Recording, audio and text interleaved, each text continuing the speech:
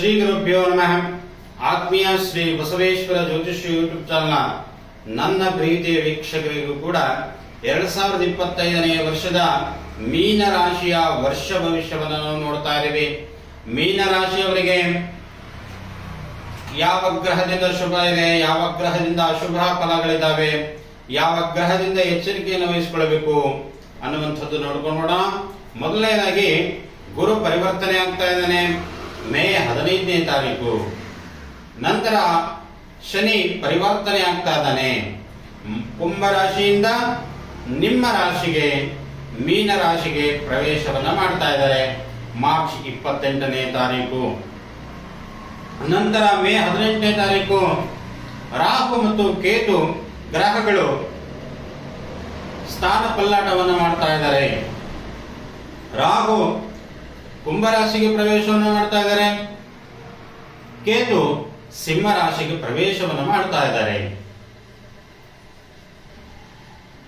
ಜನ್ಮದಲ್ಲಿ ಶನಿ ಹೆದರ್ಕೊಳ್ಳುವಂತ ಅವಶ್ಯಕತೆ ಇಲ್ಲ. ಯಾಕೆ ಅಂತಂದ್ರೆ ಜನ್ಮಕ್ಕೆ ಶನಿ ಬಂದಾಗ ತನ್ನ ಮಿತ್ರನ ಮನೆಗೆ ಬಂದಿರುವುದು ಒಂದು ಪ್ಲಸ್ ಪಾಯಿಂಟ್. ಗುರು ಮತ್ತು ಶನಿ ಇಬ್ಬರು ಮಿತ್ರ ಗ್ರಹಗಳು, ಅವರೇನು ಶತ್ರು ಗ್ರಹಗಳಲ್ಲ. ಆದರೆ ಇಲ್ಲಿ ಜನ್ಮದಲ್ಲೇ ಶನಿ ಇರುವುದರಿಂದ ಸ್ವಲ್ಪ ಬರುವಾಗ ಕಷ್ಟಗಳನ್ನು ಕೊಡ್ತಾನೆ ಎನ್ನುವಂಥದ್ದು. ಈ ವರ್ಷ ಪೂರ್ತಿ ಸ್ವಲ್ಪ ಎಚ್ಚರಿಕೆಯಿಂದ ವಹಿಸಿಕೊಳ್ಳಿ. ಮೊದಲನೇದಾಗಿ ಯಾವ ಗ್ರಹದಿಂದ ಏನೇನು ಲಾಭಗಳನ್ನು ಸಿಗ್ತದೆ ಅನ್ನುವಂಥದ್ದು ತಿಳಿದುಕೊಂಡು ಬರೋಣ. ಗುರುವಿನಿಂದ 4ನೇ ಮನೆಯಲ್ಲಿ ಗುರು ಇರುವುದರಿಂದ ಮೀನ ರಾಶಿಯಿಂದ 4ನೇ ಮನೆಯನ್ನ ನಾವು ಮಿಥುನ ರಾಶಿ ಅಂತ ಕರ್ಕೊಳ್ತೀವಿ. ಮಿಥುನ ರಾಶಿಯಲ್ಲಿ ಗುರು ಸ್ಥಿತನಾಗ್ತಾನೆ 1 ವರ್ಷಗಳ ಕಾಲ. ಆ 4ನೇ ಮನೆಯಿಂದ ಮಾತೃವಿನ ಸುಖವನ್ನು ಸಿಗುತ್ತೆ ಎನ್ನುವಂಥದ್ದು, ಅಥವಾ ಮಾತೃವಿನಿಂದ ಏನಾದರೂ ಆಸ್ತಿಗಳನ್ನ ಬರುವಂಥದ್ದಾಗಲಿ, ಅಥವಾ ಮಾತೃ ವಾತ್ಸಲ್ಯ ಆಗಿರಬಹುದು, ಅಥವಾ ಪಿತ್ರಾರ್ಜಿತ ಆಸ್ತಿಗಳನ್ನಾಗಲಿ ನಿಮಗೆ ಸಿಗುತ್ತೆ ಎನ್ನುವಂಥದ್ದು. ಹಾಗೆ ಕೇತುವಿನಿಂದ, ಕೇತು ನಿಮಗೆ ಷಷ್ಠ ಭಾವದಲ್ಲಿದ್ದಾನೆ. ಷಷ್ಠ ಭಾವ ಅಂತಂದ್ರೆ ಆರೋಗ್ಯ ಸ್ಥಾನದಲ್ಲಿ. ಕೇತುವಿನಿಂದ ನಿಮಗೆ ಆರೋಗ್ಯ ಸಿಗುತ್ತೆ, ಆಯುಷ್ ಕೊಡುತ್ತೆ. ಹಾಗೆ ನಿಮ್ಮ ವ್ಯಾಪಾರದಲ್ಲೂ ಕೂಡ ವೃದ್ಧಿಯನ್ನ ಮಾಡುವಂತಹ ಗ್ರಹ ಯಾವುದು ಅಂತಂದ್ರೆ ಅದು ಕೇತು ಗ್ರಹ ಅಂತ ನಾವು ಕರ್ಕೊಳ್ತೀವಿ. ಹಾಗೆ ಮೀನ ರಾಶಿಯವರಿಗೆ ಶುಕ್ರನಿಂದ ಹಣಕಾಸಿನ ಲಾಭ ಇದೆ. ಆದರೆ ಇಲ್ಲಿ ಬುಧನಿಂದನೂ ಕೂಡ ನಿಮಗೆ ವ್ಯಾಪಾರವನ್ನ ವೃದ್ಧಿಯನ್ನ ಮಾಡುತ್ತೆ ಅನ್ನುವಂಥದ್ದು. ಹಾಗೆ ಆರೋಗ್ಯ ಕ್ಷೇತ್ರದಲ್ಲಾಗಿರ್ಬೋದು, ವಾಣಿಜ್ಯ ಕ್ಷೇತ್ರದಲ್ಲಾಗಿರ್ಬೋದು, ಅಥವಾ ವ್ಯಾಪಾರ ಕ್ಷೇತ್ರದಲ್ಲಾಗಿರ್ಬೋದು, ಅಥವಾ ಸಣ್ಣ ಪುಟ್ಟ ಗಣಿಗಾರಿಕೆ ಆಗಿರ್ಬೋದು, ಅಥವಾ ಕೈಗಾರಿಕೆ ಆಗಿರಬಹುದು, ಅಥವಾ ಯಾವುದೇ ಒಂದು ವ್ಯವಹಾರವನ್ನು ಮಾಡುವಂಥವರಿಗೆ ಕೂಡ ಸಾಧಾರಣ ಫಲವನ್ನ ಇಲ್ಲಿ ಸೂಚಿಸ್ತಾ ಇದೆ. ಮೀನರಾಶಿಯವರು ವರ್ಷ ಪೂರ್ತಿನೂ ಕೂಡ ಬಹಳ ಎಚ್ಚರಿಕೆಯಿಂದ ಹಣಕಾಸು ವಹಿವಾಟನ್ನ ಮಾಡಿಕೊಳ್ಬೇಕು. ಒಂದು ವೇಳೆ ನಿಮಗೆ ನಿಮ್ಮ ಧರ್ಮಪತ್ನಿಯವರ ರಾಶಿ ಮಿಥುನ ರಾಶಿಯಾಗಿದ್ರೆ ಖಂಡಿತವಾಗ್ಲೂ ಕೂಡ ಅವರ ಹೆಸರಿನ ಮೇಲೆ ವ್ಯವಹಾರವನ್ನು ಮಾಡಿ. ಅವರಿಗೆ ಗುರುಬಲನೂ ಇರುತ್ತೆ, ನಂತರ ಶನಿ ಬಲನೂ ಇರುತ್ತೆ. ವೃಷಭ ರಾಶಿಯವರಿಗೆ ಗುರುವಿನ ಬಲ ಇರುತ್ತೆ, ಶನಿ ಬಲ ಇರುತ್ತೆ.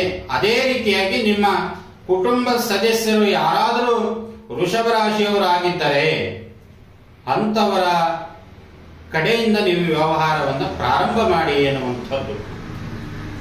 ತಾಂತ್ರಿಕ ಮತ್ತು ವೈದ್ಯಕೀಯ ವಿದ್ಯಾರ್ಥಿಗಳಿಗೆ ಉತ್ತಮ ಸ್ಥಾನಮಾನ ಸಿಗುತ್ತೆ.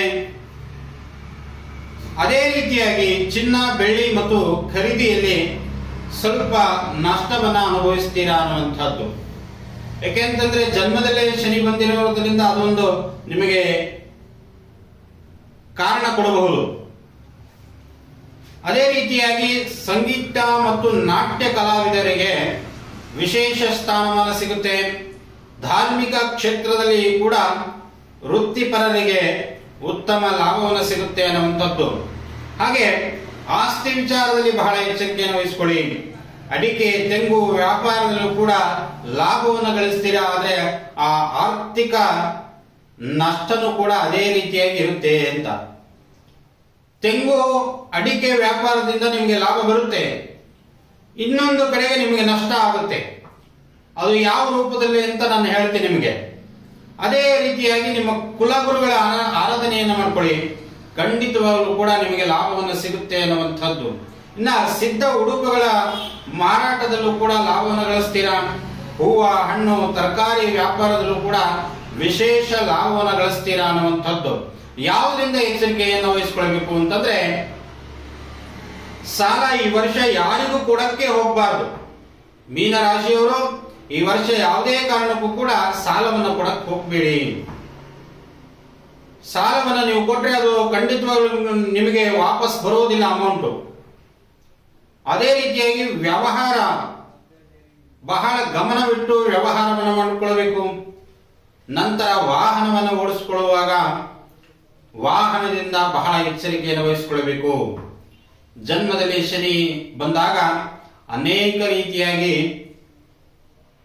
ನರನಾಡಿಗಳಿಗೆ ನೋವನ್ನು ಉಂಟು ಮಾಡುತ್ತೆ, ಅಥವಾ ಬೆನ್ನು ನೋವು, ಮೊಳಕಾಲು ನೋವು, ಮಂಡಿ ನೋವು ಸಮಸ್ಯೆಗಳನ್ನ ಕಾಣ್ತೀರಾ. ಆದ್ರಿಂದ ಶನಿ ಪರಮಾತ್ಮನ ದೇವಸ್ಥಾನಕ್ಕೆ ಹೋಗಿ ಶನಿವಾರದ ಹೊತ್ತು ಎಳ್ಳು ಬತ್ತಿಯನ್ನು ಹಚ್ಚಿ ಖಂಡಿತವಾಗ್ಲೂ ಕೂಡ ನಿಮಗೆ ಉತ್ತಮ ಫಲಗಳನ್ನು ಸಿಗುತ್ತೆ ಎನ್ನುವಂಥದ್ದು. ಗುರುವಿನ ಅನುಗ್ರಹ ಸಿಗುತ್ತೆ ನಿಮಗೆ. ಅರಳಿ ಮರಕ್ಕೆ ಪ್ರದಕ್ಷಿಣೆ ಹಾಕಿ ಅರಳಿ ಮರಕ್ಕೆ ಪೂಜೆಯನ್ನು ಮಾಡಿದಾಗ ಖಂಡಿತವಾಗ್ಲೂ ಕೂಡ ನಿಮಗೆ ಗುರುವಿನ ಅನುಗ್ರಹ ಸಿಗುತ್ತೆ. ಬಸವೇಶ್ವರ ಜ್ಯೋತಿಷ್ಯ ಯೂಟ್ಯೂಬ್ ಚಾನಲ್ ತಾವು ಸಬ್ಸ್ಕ್ರೈಬ್ ಮಾಡುವುದನ್ನು ಮರಿಬೇಡಿ ಅಂತ ಹೇಳ್ತಾ ನನ್ನ ನಮಸ್ಕಾರಗಳು.